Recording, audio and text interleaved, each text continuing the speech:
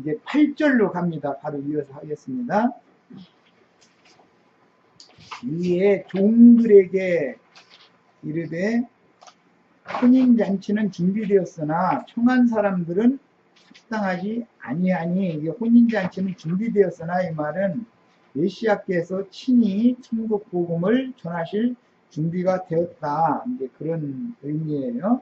그 다음에 합당치 않다라는 건 예수님의 말씀을 들을 사람들이 그 태도가 온당치 못한 태도다, 지금 그 말이고, 네거리 길에 가서 사람을 만나는 대로 혼인잔치에 청하여 오라, 이 말은 유대교인들의 그 관습을 알 필요가 있는데, 유대인들은 자신들을 정하다고 느꼈고 이방인들은 부정하다고 봤기 때문에 이방인들과는 절대로 한 상에서 음식을 먹지 않아요. 뿐만 아니라 이방인들과 이런 신체 접촉을 하면은 부정이 옮겨온다고 그렇게 믿는 게 유대인들이 이제 그 선민 의식이었었어요. 그런데 주님께서 오셔서 사람들을 만나는 대로 혼인잔치에 다 청하여 오라, 이 말은 시대가 지금 완전히 바뀌는 것을 의미하는 거예요.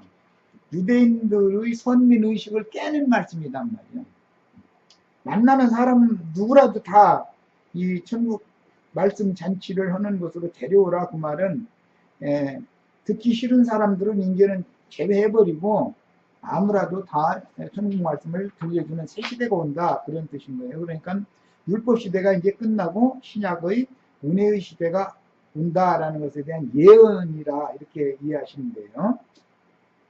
이제 종들이 길에 나가서 악한 자나 선한 자나 그랬는데, 여기 악한 자나라는 건 이방인들을 염두에 두는 표현인 거예요. 유대인들의 개념에서는 이방인들은 말씀을 모르고 말씀을 받지 않은 사람들은 전부 악한 자고 부정한 자라고 봤기 때문에 하는 소리예요. 선한 자라는 건, 실제는 선한 자는 인간 세상에 있을 수가 없어요. 그렇지만 유대인들은 자신들을 선하다고 봤기 때문에 이게 이방인이나 유대인이나 가리지 않고 다 주님께로 인도를 해왔다, 저 이제 그 말이에요. 모두 데려오니 혼인잔치에 손님들이 가득한지라. 이에 종들에게 이르되 혼인잔치는 준비되었으나 청한 사람들은 합당하지 아니하니, 이렇게 이제 말씀이 나갔는데, 본문부터는 사랑하시는 아들이 천국을 임하게 하기 위하여 구속을 위해서 죽임을 당한 이후에 대한 예언이기 때문에 이 말씀의 실제 적용은 이제 사도시대로 이어지는 내용이다. 지금까지는 인자 예수께서 유대교 지도자들과 대화를 하는 중이지만, 이 예언으로 하는 이 말씀의 실제 적용은 주님이 살려주는 영이 되어져 가지고 성령께서 사역을 하시는 그런 새 시대가 오는 거예요. 인자 예수께서 사역을 이제 끝내면 주님은 성령으로 다시 오셔가지고 성령께서 제자들을 보내서 사역을 새로 시작하게 되면 이제 시대가 바꿔지는 거예요. 율법 시대에서 은혜의 시대로 이제 바꿔지는 거예요. 그것에 대한 예언인 거예요. 그 다음에 9절로 갑니다. 네거리 길에 가서 사람을 만나는 대로 혼인잔치에 청하여 오라 한데, 그러니까 이 말은 유대인들의 선민 사상이 이제는 효용이 없는 거죠. 효력이 없는 거죠. 구약시대에는 이방인들은 하나님의 말씀을 들을 수가 없었죠. 하나님의 말씀을 먼저 받은 것은 유대인들이었기 때문에, 이스라엘 12지파였으니까 자신들은 그 말씀을 받은 것 때문에 이방인들과 자신들을 구분을 그렇게 했었던 거예요.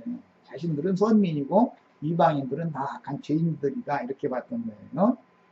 자, 이제 이 말씀을 보면 만나는 대로 혼인잔치에 청하여 와라 그랬으면, 전도자들이 누구를 만나기만 하면, 누구라도 이제는 복음을 믿기만 하면, 사도들이 전하는 증거 말씀을 믿기만 하면 다 구원을 얻고 하나님의 말씀을 받아들일 수 있는, 하나님의 말씀을 누구도 받을 수 있는 새 시대가 왔다, 그런 뜻이에요. 그래서 이제 사도행전에 보면 사마리아 사람들에게 예루살렘의 집사님들이 예루살렘에 헤롯이 박해를 일으켰기 때문에 피하여 도망가 가지고 사마리아나 또는 이방인들에게 이제 전도를 하게 됐죠.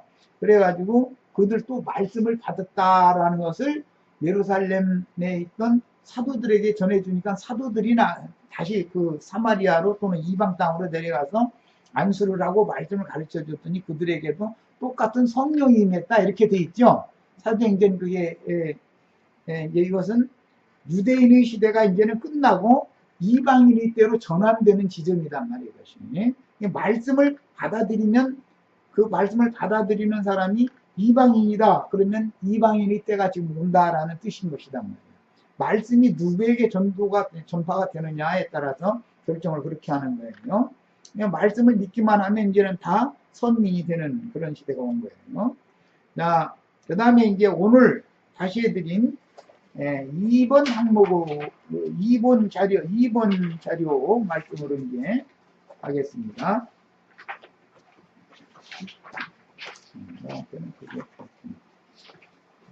자, 2번 자료는 누가복음 14장에서 마태복음 22장 말씀이 누가복음에서는 약간 다른 그런 표현이 나와 있죠.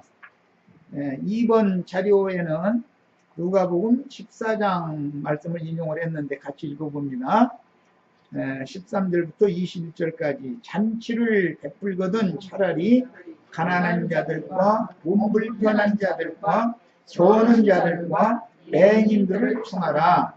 그리하면 그들이 갚을 것이 없으므로 네게 복이 되리니 이는 의인의 부활 시에 네가 갚음을 받겠으니라 하시더라. 이렇게 이제 말씀이 이제 시작이 됐는데, 여기에서 가난한 자들, 몸불편한 자들, 저는 자들, 맹인들 이렇게 이제 예수님이 지적을 몇 부류의 사람들을 지적을 하신 것은 거기 설명을 해놓은 거에서 1번 이스라엘 12지파를 초대하실 때도 이런 자들만 초대했듯이 인자 예수께서 살아계실 때도 이런 자들만을 천국 말씀을 증거하는 그 자리에 참여하도록 초대를 했고 그 초대에 이 사람들만 응했다 이거예요.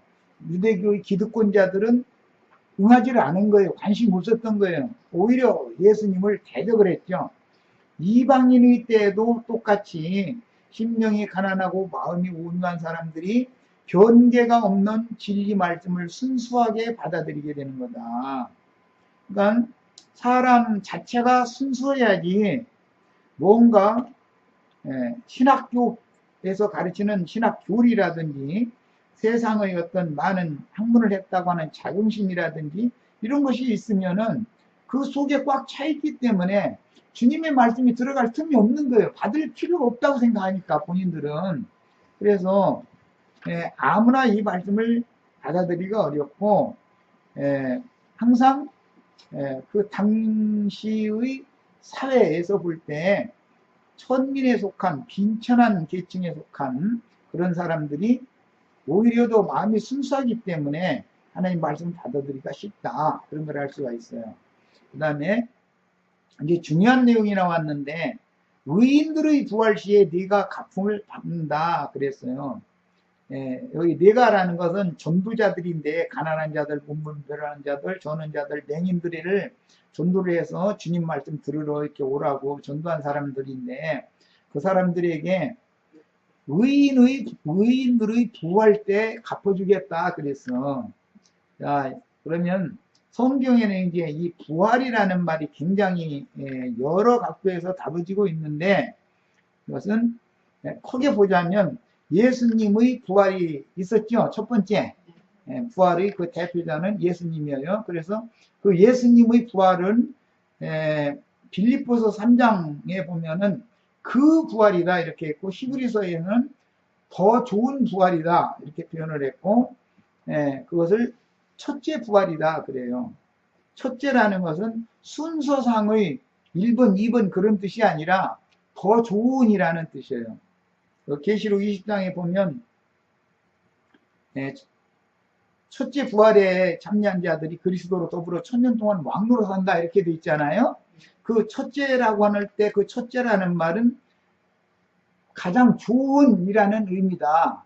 순서상의 1번, 2번 그런 뜻이 아닌 거예요.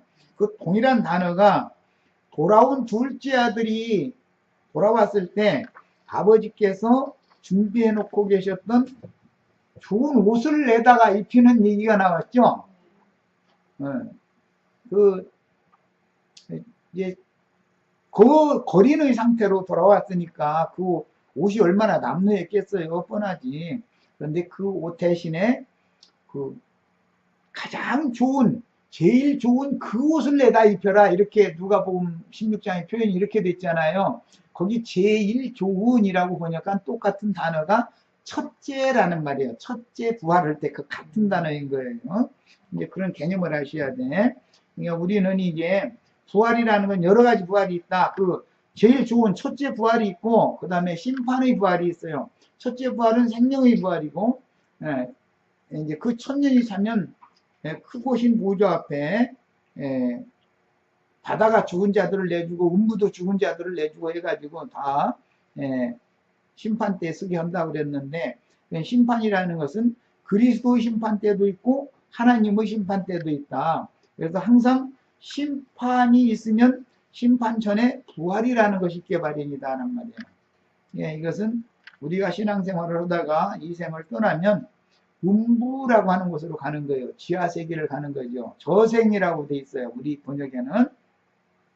이생하면 현세에 살아있는 상태를 말하는 거예요.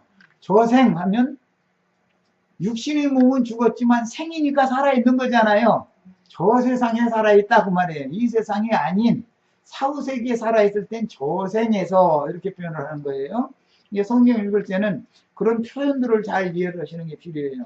저생에 들어가면, 즉 말하자면 예수님과 함께 못 박힌 두 강도가 있었죠. 오른편에도 강도가 있었고 왼편에도 강도가 있었어요. 그런데 오른편 강도에게 주님께서 네가 오늘 나와 함께 낙원에 있으리라 이렇게 말씀하셨죠.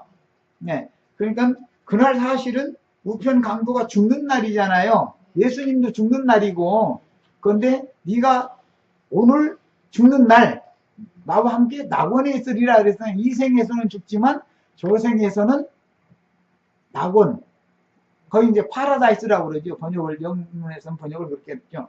거기 낙원에 가게 된다는 거예요. 이게 살아있을 때보다 오히려 우편 강도로 보자면 죽는 게 더 낫죠.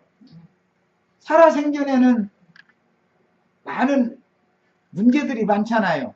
뭐 사랑하는 아내만 날마다 뽀뽀해주고 그러다가 어느 날 와가지고서 도장 찍어달라고 사정하는 사람도 생길 수 있죠.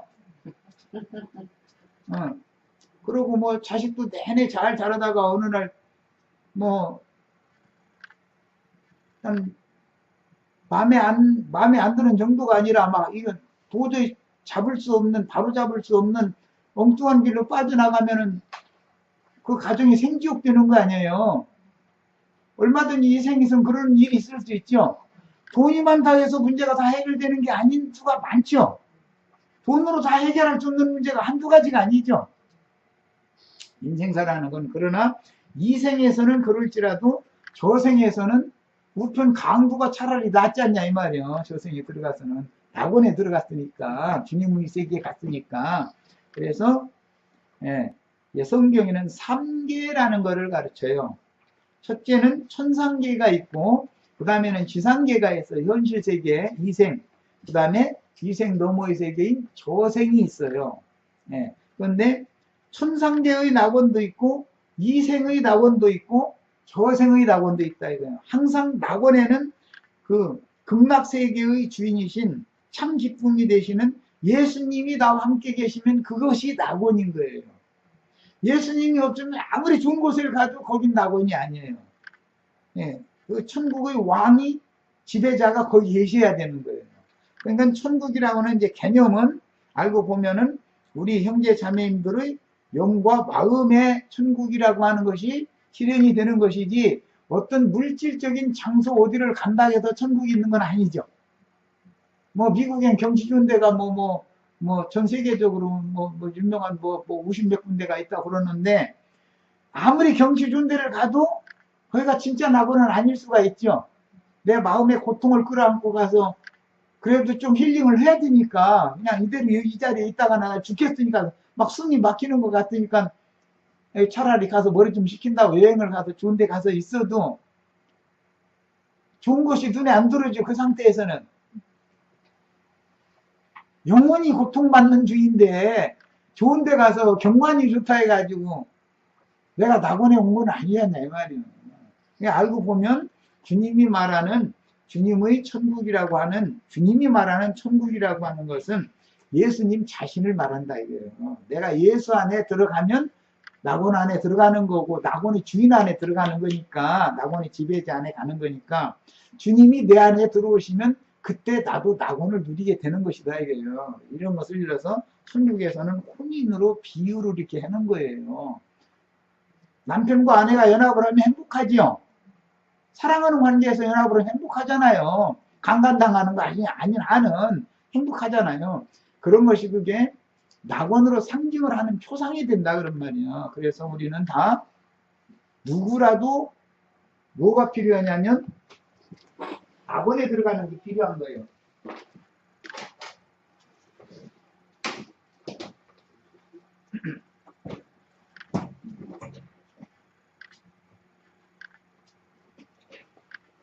예, 낙원에 들어간다는 것은 예수님 안에 돌아가는 거예요. 뭐가? 내 몸이 들어가는 건 아니죠. 예수님은 성령이 되셨는데 지금 나의 심령이 예수님의 영과 연합을 해야 되는 거 아니에요. 그것이 천국에 들어가는 것이다 이거예요. 이게 죽어서 천당 어디 좋은 데로 간다 그런 말은 그것은 오해하고 있는 얘기인 거예요. 현세에서 이 생에서 내가 주님과 나와 생명의 연합관계가 맺어져 있으면 저 생에 가도 그 상태가 계속 유지가 되는 얘기를 하는 것이지 이 생에서는 낙원이 아닌 생지옥에 있다가 예배당에 열심히 다닌 것을 공로로 해서 천당이란 좋은 데로 어디로 가는 얘기는 성경 얘기는 안 맞는 얘기다 그런 말이야. 이런 거에 대해서는 잘 진리 지식을 구비할 필요가 있어요. 자, 알고 보면 주님이 말하는 메시아의 왕국 천국이라고 하는 것은 첫 아담의 정신세계는 다 생지옥이다 이거예요. 땅의 사람, 땅에서 취한 사람이 아담이죠. 예수님은 하늘에서 오셨죠. 그래서 아담의 정신세계가 지옥세계인 것이고 예수님의 새로운 새 심령과 새 마음, 예수님의 정신세계가 천국이라는 개념이기 때문에 유대교인들이 기대하고 있었던 그런 낙원과 예수님이 지금 주려고 가지고 오시는 낙원은 개념이 달랐다 그런 말이에요. 이것은 전부 뭘 말한다고요? 사람의 심령의 상태와 마음의 상태를 다루는 얘기다. 성경의 구원관이라는 건 사람의 내면 세계를 다루는 얘기인 것이지 껍데기를 가지고서 뭐 어디를 가면은 낙원이 있고 어디를 가면 천당이 있고 이런 얘기를 생각하면 이거 안 맞는 말이다. 이게. 자, 그래서 하나님의 나라가 여기 있다 저기 있다 누구다리니 어디에 있다? 너희 안에 있다. 이해가 되시죠? 성경대로 믿어야 되는 거예요. 성경대로. 기독교계에서 우리 목사님이 뭐 죽으면 천당에 간다겠다 그런 얘기는 성경이 없으면 안 믿으면 되는 거예요. 없는 얘기는 안 믿어야죠. 있는 얘기는 믿어야 되고. 네. 하나님의 나라가 어디 있다고요? 너희 중에 있다. 너희 안에 있다. 천국은 뭐 이제 마태복음 그 5장 6장 이런 데 보면은 천국이 저의 것이며 이렇게 돼 있죠. 마음이 온유한 자는 천국이 저의 것이며 이렇게 돼 있죠. 그게 천국을 어디로 가고 말고 어떤 물질계의 어떤 이동 문제가 아니고 천국을 내가 소유하느냐의 문제인 걸 알 수 있죠. 저의 것이라고 했으니까 오늘 천국이 우리 박성희 자매님 임선의 자매님 것이 되시기를 바래요. 말씀대로 믿으셔야 된단 말이에요. 죽어서 천당이라는 데를 간다고 돼 있는 건 아니고 천국은 이런 자의 것이다 이렇게 돼 있잖아요. 그러니까 천국이 내 것이 돼야 되잖아요. 이렇게 믿어야 된단 말이에요.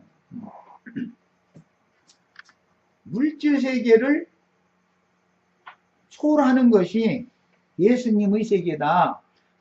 첫 아담의 세계는 물질계지요.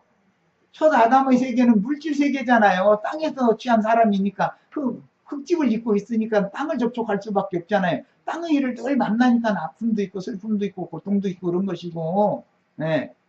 하늘에서 온 자만이 하늘로 갈 수가 있는 거예요. 그래서 예수님은 하늘 아버지께로부터 세상에 보냄을 받았다가 구속을 이루신 다음에 주님의 말씀을 믿은 이 사람들을 데리고 다시 하늘로 갈 수가 있는 거예요. 땅에서 온 자는 사람들을 다 어디로 데리고 가요? 땅으로 데리고 가죠. 흙 속으로 데리고 가잖아요. 땅 속으로. 아담 보고는 너는 수고해요. 예, 평생 먹고 살다가 죽어서 어디로 가라 하겠어요? 흙으로 가라 그랬으면 땅으로 가는 거 아니에요. 아담 세계에서 오면. 하나님 예수님은 하늘에서 오셨으니까 우리를 데리고 어디로 가요? 하늘로 가는 거단 말이에요. 그리고 여기서 뭘 생각해야 되느냐? 하늘과 땅이라는 개념이 성경이 말하는 하늘과 땅이라는 개념과 물질계에서 말하는 하늘과 땅이라는 개념은 다른 것이다. 물질계의 하늘과 땅이라는 개념은 창공 이런 스카이 이런 걸 하늘이라고 그러지만 성경에서는 헤븐스라고 그러지 스카이라고 하지 않습니다. 같은 개념이 아니에요. 사실은 개념 자체가 달라요. 네. 그래서 예수님의 영은 참 하늘이라는 말이, 그래서 이런 창공 하늘이 진짜 하늘 같으면 왜 히브리서 9장에 참 하늘에 들어가신다 참 하늘 얘기가 나오겠어요. 이게 밖에 있는 표상적인 물질계의 하늘은 예수님의 영에 대한 하나님의 임재처소가 하늘이잖아요. 하나님 하늘에 계신다 이러잖아요. 하늘에 계신 내 아버지, 뭐 하늘은 나의 보좌요, 땅은 나의 발등상이다 등 이런 모든 말씀들을 말할 때 예수님만이 신을 모시는 만유 자체인데 예수님의 영은 하나님의 보좌다 이거예요. 예수님의 영이 하나님의 보좌에, 거기에서 모든 통치가 나오는 거예요. 예수님의 영에서 우주의 통치의 능력과 권위가 나오는 거다 그런 말이에요. 네, 그런 개념을 아셔야 돼. 땅이라는 것도 물질계의 땅은 하나의 표상이에요. 네, 이것은 실제로는 영원한 땅, 새 땅이다 이러는데 아담 세계의 땅은 저주가 임했죠. 땅은 저주를 받아 가시와 엉겅퀴를 낸다 이랬잖아요. 그런데 새 하늘, 예수님의 영을 말하는 것이고 새 땅 하면 예수님의 마음을 말한다 그런 말이에요. 그냥 우리가 다 복음을 믿는다는 목적은 나의 심령이 예수님의 영 안에, 나의 마음이 예수님의 마음에 서로 연합되는 거예요. 그래서 하나가 되는 거예요. 이런 것을 그렇기 때문에 혼인으로 상정을 해놓는 거예요. 네. 자, 이런 이치를, 기본 이치를 아셔야 되겠어요. 자, 이 생에서 살아있는 동안만 그럴 수 있는 은혜를 입혀주실 수가 있고, 이 생을 떠나면 그럴 은혜를 입을 수가 없다 이거예요. 문제는. 네. 죽은 다음에는 복음을 믿을 수도 없고, 죽음 세계가 복음 전해줄 사람도 없잖아요. 죽은 자들한테 죽음 세계 가서 무슨 복음을 전하겠어요. 그래서 이 생에서 살아있는 동안 이걸 은혜의 때다 그래요. 지금은 은혜 받을 만한 때요 구원의 날들이로다 이랬어요. 지금이라는 말은 우리가 이 생에 살아있는 때만 그렇다 이거예요. 지금 우리가 이 생에서 이제 그런데 많은 어떤 여러 가지 의혹들이 생길 수 있는 것은 복음을 받아들일 수 있게 하려고 주님이 우리를 초청하는 그게 음성이고 방법일 수가 있는 것이다. 그것을 이해를 꼭 하시길 바래요. 이제 더 나가면은 이제 뭐 이제 놀래서 도망가면 안 되니까 이제 이 정도만 하고 이제 넘어가야지.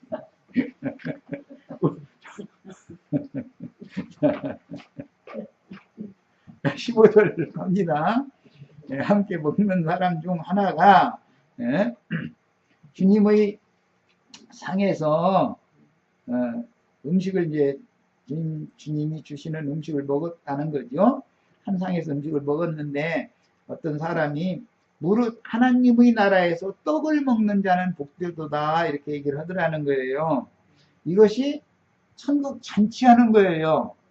천국 잔치라는 것은 주님의 입으로 나오는 말씀을 믿음으로 받아들일 수 있는 말씀 잔치를 하는 것을 천국 잔치, 혼인 잔치 이렇게 상징한 거예요.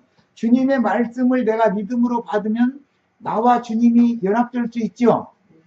그러면 나는 지금 현재 살아서 은혜의 때, 구원의 때를 활용할 수 있는 거잖아요. 그런데 주님의 말씀을 못 들으면, 안 들으면은 천국과 상관없는 사람이 되는 거죠, 사실은. 예, 그런 뜻이에요. 그러니까 예수님이 이제 이걸 구체적으로 설명을 했어요. 오늘 마태복음 22장에 우리가 읽었던 그런 내용과 같은 내용을 이제 지금부터 말씀하시는 거예요. 어떤 사람이 큰 잔치를 베풀고, 여기서는 어떤 사람이라고 그랬는데, 마태복음 22장에서는 임금님이다 그랬죠. 왕자를 혼인시키는 임금님께서 그 아들의 혼인잔치를 지금 배설한 얘기가 마태복음 22장이잖아요. 큰 잔치를 베풀고 많은 사람을 청하였더니 잔치할 그 시각에, 즉 예수님이 오셔서 말씀을 전하는 그 시각에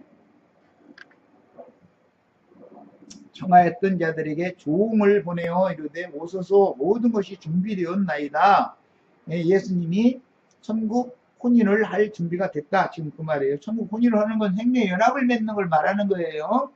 남편과 아내가 생명연합을 맺어서 기쁨을 나누고 나면은 반드시 기름 부음을 통해서 생명의 씨를 심지요. 네, 그것은 하나의 표상이다 이거예요. 인간의 마음에 주님이 말씀을 기쁨으로, 기쁜 마음으로 주님의 말씀을 받아들이면 주님도 기쁘시고 말씀을 받는 영혼들도 기쁜 거예요. 그럼 씨가 잘 심어지는 거예요. 그게 상징이요. 그럼 천국 말씀을 받으면 나의 영과 예수님이 영이 생명의 연합을 맺는다 이거예요. 그럼 그게 극치의 기쁨을 누리게 되는 거예요. 그거는 상징이요. 그래서 우리의 하나님은 극락의 하나님이다. 이제 10편 43편에 나오는 말인데, 그 하나님과 생명의 연합을 맺는 그 상태가 영원히 지속되는 상태를 성경에서 말하는 파라다이스라고 번역을 했는데, 낙원이라는 뜻이 그런 뜻이란 말이에요. 이해를 이제 잘 하시길 바래요. 인간사요. 다 어른들이니까 내가 지금 뭔 말하는지 다 아시겠죠? 천국에 우리가 들어간다라는 말은 내가 주 안에 들어간다라는 말이고, 주님이 내 안에 들어오신다 그 말인 건데, 주님이 내 안에 천국을 가지고 들어오시고 싶어도 그래야 천국이 내 것이 되잖아요. 주님의 말씀 듣는 걸 거부해버리면 주님이 내 안에 들어오실 수 없지 않냐 이거요. 그럼 그는 천국 밖으로 쫓겨나는 사람이 되는 얘기다 그런 말이에요. 이해가 되시죠 이제? 네. 주님이 생명의 연합을 맺기 위하여 오시기를 원하시면 우리는 자신의 내면을 깨끗하게 회개하고 돌이켜서 복음을 믿어야 된다. 회개한다는 건 내면을 깨끗이 씻는다 그 말이야. 주님은 거룩한 분이기 때문에 거룩하고 깨끗한 태 속에나 오실 수 있는 거예요. 그 영혼 속에나 오실 수 있어요. 이게 세속적이고 더러운 영혼 속에는 거룩하신 하나님이 부르셔서 임재하실 수가 없는 거죠. 여기다 그 천국 농사를 하실 수가 없어요. 씨를 심어야 한번 농사를 할 건데, 네, 그래서 더러운 때에다가는 절대 농사하시지 않는 거다. 그래서 회개하고 복음을 믿으라 항상 이렇게 돼 있어요. 복음을 믿으라는 말에는 앞에는 반드시 회개라는 말이 먼저 나와요. 그런 이치를 이제 잘 아셔야 되겠어요. 자, 그러면 이제 회개라는 것이 뭐냐? 이건 중요한 말이기 때문에 좀 읽고 오겠습니다. 시간이 좀 걸려도. 사도행전 20장 가서 본인의 성경책으로 찾아보겠습니다. 바울 사도가 전도를 할 때 자기가 이제 예루살렘에 가면 죽을 거라는 걸 예상을 해가면서 마지막으로 남기는 그런 내용의 말이었지만, 사실은 뭐 이때 죽지는 않았지만 이제 죽음을 각오하고 하는 말이었어요. 사도행전 20장 21절 같이 읽어보겠습니다. 유대인과 헬라인들에게 하나님께 대한 회개와 우리 주 예수 그리스도께 대한 믿음을 증언했다. 사도가 사역을 한 중점이 두 가지죠. 하나는 뭐였죠? 하나님께 대한 회개를 촉구하는 말씀을 전했죠. 그 다음에 궁극적으로는 우리 주 예수 그리스도께 대한 믿음에 대해서 증언을 했어요. 이 두 가지를 목표로 사역을 한 거예요, 바울 사도가. 그랬는데 이제 믿음에 관한 거는 뭐 다음에 하더라도 우선 오늘은 회개에 관한 것만 말씀을 좀 나누려고 그래요. 데살로니가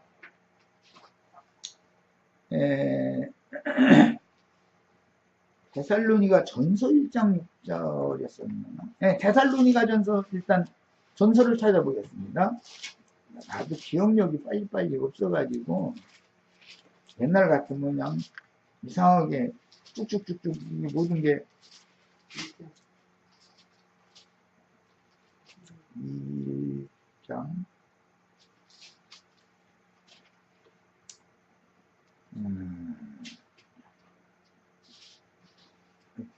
이렇게 하면 너희가 어떻게 우상을 버리고 하나님께로 돌아온 9절이다. 6절이 아니라. 자, 9절을 데살로니가 전서 1장 9절을 보겠습니다. 자, 같이 읽습니다.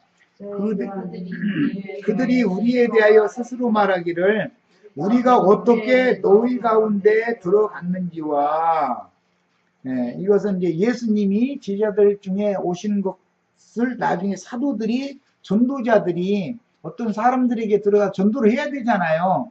전도를 한다는 건 천국 농사하는 거죠. 씨 뿌리는 거예요. 하나님 말씀이 씨예요. 하나님 말씀을 갖다 사람들이 영혼에게 심는 사역을 하는 걸 말하는 거예요. 너희가 어떻게 이제 줄쳐놓습니다. 너희가 어떻게 우상을 버리고 하나님께로 돌아와서 그랬는데 우상을 버리고 하나님께로 돌아오는 것을 회개한다 그래요. 이제 터는다. 이제 영어권에는 터는다 그러죠. 네. 우상을 추종하다가 우상을 향해서 막 달리다가 방향을 딱 바꾸는 거예요. 하나님께로 방향을 딱 바꾸는 거예요. 이게 돌아오는 거예요. 이것 보고 회개라고 그래요. 그러니까 제일 중요한 건 우상을 버리는 거죠. 우리의 마음이 깨끗게 되려면 우리 마음에 뭐가 가득해요? 우상이 가득한 거예요. 우상이라고 하는 것은 골로새서에서는 탐심이다 그랬어요. 탐심. 탐심은 우상 숭배니라 이랬어요. 그러니까 실제로 우상을 버리고 하나님께로 돌아온다 그 말은 탐심을 버리고 하나님께로 돌아오는 걸 말하는데 이것을 읽어서 성경에서는 회개, 하나님께 대한 회개라고 그런다고요. 네. 하나님께 대한 회개는 어떻게 하는 거라고요? 우상을 버리고 하나님께로 돌아오는 거예요. 네?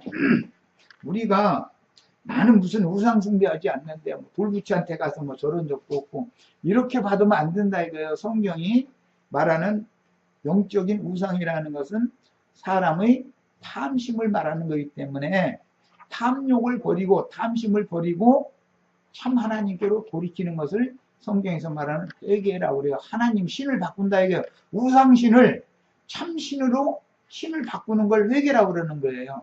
회개라는 말은 하나님을 바꾸는 걸 말하는 거예요. 우상 하나님을 버리고 참 하나님께로 돌아오는 거예요. 세상 남편을 버리고 쉽게 표현하자면 예수 남편에게로 돌아오는 걸 회개한다 이렇게 말하는 거예요. 그렇게 회개한 사람들이나 예수님이 하나님의 천국 말씀 씨를 가지고 우리 속에 들어오셔서 내 속에다가 천국 농사를 하실 수가 있는 거예요. 이런 기본 개념을 이해를 해야 되겠어요. 그 다음에 이제 믿음이라는 것은 진리를 아는 것을 믿음이라 그래요. 아는 것과 그런데 믿는 것이 일치되지 않는 믿음을 유선자들은 가지고 있는 것이 문제죠. 그렇게 알면 그렇게 믿으면 그렇게 행해야 되는데 그게 안 나오니까 유선자가 되는 거잖아요. 아는 것과 믿는 것이 항상 일치돼야 되는 건데 속에서는 이게 아닌데 이러면 안 되는데 하고 속에서 아는 것이 진짜로 아는 거죠. 그런데 껍데기에서는 저거 막 손이 가서 훔쳐오고자 하는 이것이 욕망이 나를 죄를 짓게 만들잖아요. 그런데 아는 것이 두 가지, 저것이 나에게 지금 필요한 거예요, 당장 또. 예. 그런데 돈이 없으니까 그냥 슬쩍 가지고 오고 싶은 거예요. 그런데 여기서는 안 된다고 말을 해주는 알미 있고, 여기서는 또 한면에서는 그게 필요하잖아 라고 하는 알미 있죠. 이 아는 것 사이에서 충돌이 일어난다, 이런 말이에요. 이것을 성경에서는 성령의 소욕과 육체의 소욕의 전쟁, 싸움이다. 그래요. 이게 가나안 땅에서 전쟁하는 것 상징이죠. 내 마음 땅에서 진리의 영과 미혹의 영이 전쟁하는 걸 말하는 거다 이거예요. 사람의 마음속에는 항상 두 가지가 있어야 싸우게 돼 있어요. 그런데 하나님 편에 서면은 하나님이 이 미혹의 영을 이겨준다는 거예요. 진리의 영은 항상 거짓의 영을 이긴다는 거예요. 항상 빛은 어둠을 이기는 거니까. 이것이 우리가 이제 예수 믿은 사람의 그 믿음이라고 하는 그 개념도 정리를 잘 하시기를 바래요. 회개, 믿음 두 가지가 복음 전파의 핵심이잖아요. 그러니까 이런 기본 개념을 알아야 돼. 이런 믿음의 틀을 닦는 기본 개념 지식이 없으면 그냥 예배당에 그냥 무조건 왔다 갔다 하는 거야. 회개하셔 하면은 맨 종교인들이 하는 그런 행습이나 하려고 그러고, 부처 믿는 사람도 불당에 가도 다 회개하라고 그러죠. 감옥에 가도 회개하라고 그러잖아요. 어디를 가도 세상에 회개하라고 앉는 데는 없어요. 다 해요. 뭘 회개하라는 거예요?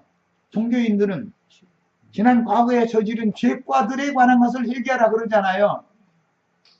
죄 나무가 있는데 죄 나무 자체를 빌 생각을 않고 죄 열매 맺은 거에 대해서만 나 열매 잘못 맺었어요. 잘못 맺었어요. 해가면서 기도하고 걸음 주고 하는 것은 그 죄나무 밑에다가 비료 주고 제비 주고 걸으면 날마다 주잖아요.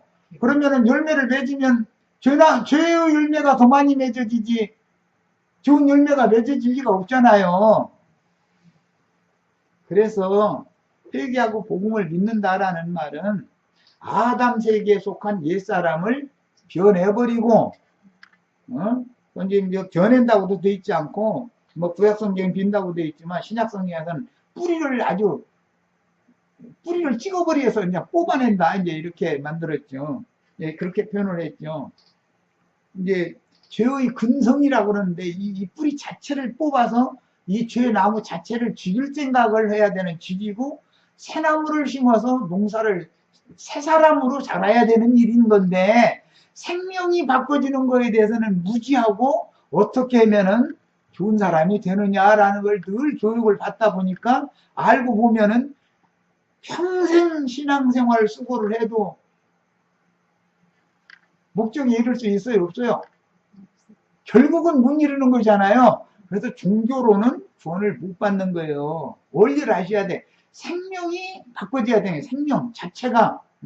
그래서 옛사람의 자아라고 이제 우리 번역엔 자기라고 해놨는데 자기를 부인해야 된다는 거예요. 나는 개선을 아무리 해도 그렇다고 해서 좋은 열매를 맺는 나무가 아니라는 것을 기본적으로 알아야 된다 이거예요. 이 속에는 가시와 은공키를 그 열매를 맺는 근성이 땅이 저주가 임했기 때문에 내 마음에서는 별걸 갖다가 개선을 하려고 그러고 예배당에 가서 기도도 하고 철야하고 금식기도 해도 그때뿐이고 지나면 다시 올라온다 이거예요. 안 되는 짓은 해도 소용없는 거예요.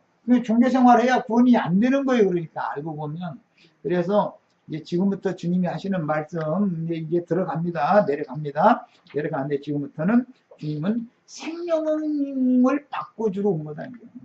생명을 얻는 문제가 중요한 거예요. 사느냐 죽느냐의 문제는 생명을 얻었느냐 못 얻었느냐 이 생명이라고 하는 어떤 법칙이 있다 이거예요. 사람의 생명은 사람의 율이 있잖아요. 네? 짐승 개의 생명은 개는 뭐 도둑놈 멍멍 짖는 율이 있잖아요. 주인이 짖지 말라고 해도 개는 소용없어요. 딴 데는 말 잘 듣다가도 도둑놈이 오면 소용없어요. 주인이 짖지 말라고 해도 나 모르는 사람 맞다는 거예요. 그게 그 생명률이 따라 그러는 거예요. 예? 생명의 율 또는 생명의 법칙이라고 하는 걸 잘 아셔야 돼.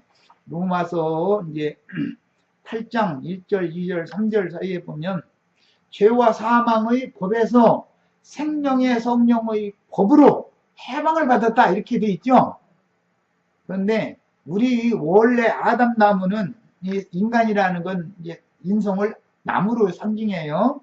예수님도 사람 오셨을 때는 난 참 포도나무다 그러잖아요. 너희는 그 가지다 이렇게 표현하잖아요. 이 인간이라고 하는 땅에서 원래 지음받은 이 인간 나무는 죄악의 열매를 맺도록 근성이 조직이 그렇게 돼 있는 것인데 이것은 죄와 사망의 법칙에 의해서 움직여지게 돼 있는 거다 이거예요. 옛사람이라고 하는 거는. 그러니까 옛사람을 나를 개선시키면 좋아질 거라고 교육하는 건 맞는 얘기, 안 맞는 얘기요? 안 맞는 얘기죠? 개선시켜서 사람이 좋아지는 게 아닌 거예요. 안 되는 거예요. 점점 위선자가 되죠. 그래서 종교적인 교육을 많이 받으면 자기 자신을 속인다 이거예요. 자기 신앙 양심을 속이고 다른 사람들한테는 종교인이니까 이제 아닌 척 해야 되잖아요. 그러려면 얼마나 힘들어요. 그런데 거짓은 언젠가는 아무것도 아닌 뭔 사건이 생겨가지고 뽀록나게 된다고요. 뽀록난다는 건 이제 이 옷을 벗긴다 그런 말인데, 벌거벗김을 당하는 수모를 당해야만 새 옷을 갈아입을 수가 있는 것이지, 자기의 어떤 속에 들어있는 근성 자체가 뭔가라는 것이 들통나기 전에는 자꾸 더 두껍게 끼어입으려고 하게 마련이지 벗으려고를 않는 거예요. 그래서 이제 이 천국 잔치 비유 말씀 속에 뭔 말이 나오냐면, 혼인 예식에 참석한 사람들이 당연히 입어야 되는 그 예복을 입지 않고 온 어떤 한 사람이 있었다. 그래서 그 사람을 네가 왜 예복을 입지 않고 이 자리에 왔느냐 그래가지고 종들을 보내서 수족을 결박해서 바깥 데로 내쳐버렸다는 거예요. 그랬더니 거기서 슬피 울며 이를 갈미 있으리라, 이 말씀이 이렇게 연결이 된 거예요. 이걸 설명하느라고 지금 미리 쭉 얘기해 드린 거예요. 회개부터 믿음, 그 다음에 이 회개하고 믿는다라는 것은 생명의 전환을 말하는 것이지, 아까 그 잠깐 오셔서 하신 집사님 말씀처럼 항상 변화를 안 된다고, 지식은 많은데 변화가 안 된다고. 지식이 바른 지식이면 변화는 자동적으로 오게 돼 있는 것이지, 잘못된 지식을 가지고 있었으니까 변화가 안 된 것이고, 생명의 지식, 생명을 얻는 지식을 가지고 있었으면 당연히 생명률에 따라서 바꿔지게 돼 있는 거다 이거예요. 그런데 이런 이치를 모르기 때문에 종교 생활을 평생을 하다가 그냥 가는 거예요.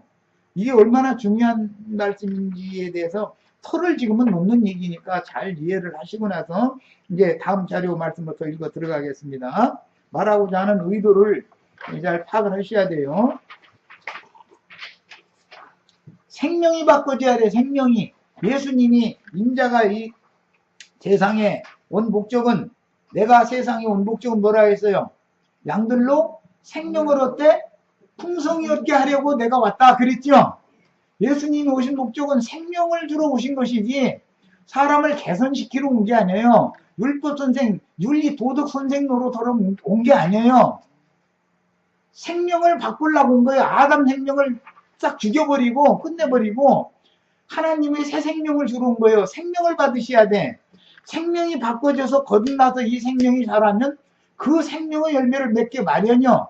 아담의 생명을 받아가지고 온 사람은 아무리 농사를 하고 수고를 해도 아담 나무에서는 맺는 열매는 그 열매를 맺게 마련인데, 종교인이 되면 열매 맺는 것을 자꾸 열매가 주렁주렁 맺는데 봉투 씌워 놓는다 해가지고 그 나무를 보면 그 열매가 뭔지 알고 열매를 보면 그 나무가 어떤 나무인지를 알게 마련인 건데, 배 기를 때 보면 다 배 하나하나에다가 봉지 씌우죠. 봉지 속에 배가 들어있다는 건 다 알잖아요. 봉지만 도는 건 아니잖아요. 예수님이 오셔서 유대인들에게 뭘 지적했어요? 내 눈에는 봉지 속에 들어있는 것이 다 보여. 그런데 너희는 왜 봉지만 가지고 자랑하려고 그래? 그 얘기를 한 거예요. 그래서 잔과 대접의 겉은 날마다 너 깨끗이 씻는지 하는데 너희 속이 더럽지 않냐? 너희가 생각하고 말하고 행동하는 건 다 너희 속에 들어있는 것이 드러나는 거다. 이걸 자꾸 얘기를 한 거예요. 뭔 얘기인지 아시겠죠? 유선자가 되면 안 된다 이거예요. 때 같으면 벌거벗김을 당하는 것을 그때 감사함으로 받으셔야 된다 이거예요. 새 옷을 입히려면 그 누더기 옷을 일단 벗어야 되잖아요. 그리고 목욕을 해야 되잖아요. 새 옷 갈아입는데 시집가는 사람이, 혼인잔치에 오는 사람이 그 누더기 옷 입고서 그 혼인잔치에 참석하면 되겠냐 이거예요. 옛사람과 그 행위를 벗어버리고 종교 생활을 하던 그 행습을 벗어버려야 된다 이거 이제 예배당에 나가던 그런 생활을 이제는 끝내야 된다 이거예요. 예수님과 제자들이 신앙생활하는 것이 가장 바른 신앙생활이죠. 이 세상에서 우주 가운데 목회를 제일 잘하는 분이 누구예요? 예수님보다 목회 더 잘할 사람 있어요? 없죠. 예수님과 제자들이 모임생활, 신앙생활 하는 것이 가장 표준이다 이거예요. 예수님이나 제자들이 예배당 지어놓고 거기서 강대상 만들어놓고 예수님은 거기 강대상 올라가서 설교하고 베드로야 너 대표기도 좀 해라고 헌금기도 그다음 요한일랑 나와서 아니지 가룟유다가 해야지 유다야 너 헌금통 짊어지고 다니는 사람 헌금기도 좀 해라 하고 만약에 예를 들어서 그런 생활을 했다고 가정해보세요. 있을 수 있는 일인가? 얼마나 웃기는 얘기예요. 내가 뭔 얘기인지 아시겠어요? 목자장은 예수님인 거예요. 하나님이 목자장이에요. 양무리의 목자장은 예수님인데 목자장이 직접 오셔서 목회를 하셔요. 제자들 데리고 다니면서 가르치는 게 목회하는 거잖아요.